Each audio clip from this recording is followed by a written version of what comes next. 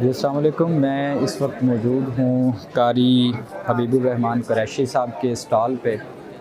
میں یہی کہنا چاہوں گا، ایک تو نیکی وہ ہے کہ جو ہم عام طور پہ کرتے ہیں، کسی کو مال سے کسی کی ہیلپ کر دی اور اس کی ہماری کوئی رسپانسبلٹی نہیں ہوتی۔ ایک وہ نیکی ہے کہ جس کا کانسیپٹ اللہ نے قرآن میں واضح کیا ہے کہ نیکی کی مثال ایک ایسے دانے کی طرح ہے جس کو بو دیا جائے تو وہ آگے سے بڑھتی ہے۔ تو یہ قرآن کی جو خدمت، جو ڈاکٹر اسرار صاحب کا مشن تھا، اس کے عین مطابق ہی یہ قرآن کی جو خدمت قاری حبیب الرحمان صاحب کر رہے ہیں، اس سے بڑی دل کو خوشی ہوئی کہ آج بھی ایسے لوگ موجود ہیں جو خود عوام تک جو پہنچنے کی کوشش کرتے ہیں اور جو کام جس دل لگی کے ساتھ وہ کر رہے ہیں، اس کا وہ کام وہ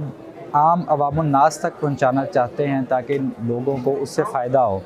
لیکن بڑی بدقسمتی کی ہماری بات ہے کہ ہم لوگ اپنے دنیاوی معاملات میں تو ہر جگہ پہ ہم یہی ذکر کرتے ہیں کہ ہمیں اللہ کی جو ہے وہ مدد چاہیے اور ہمیں اللہ کا احسان چاہیے، لیکن ہم خود اس کے لیے جد و جہد نہیں کرتے۔ جس طریقے سے انہوں نے کام کیا ہے، ایک اچھی علمی نوعیت کا کام ہے، تو یہ معاشرے پہ بھی جو انٹلیکچوئلز ہیں یا جن لوگوں کے بچے اسکول گوئنگ ہیں، ان کو یہ چاہیے کہ وہ اپنے بچوں کو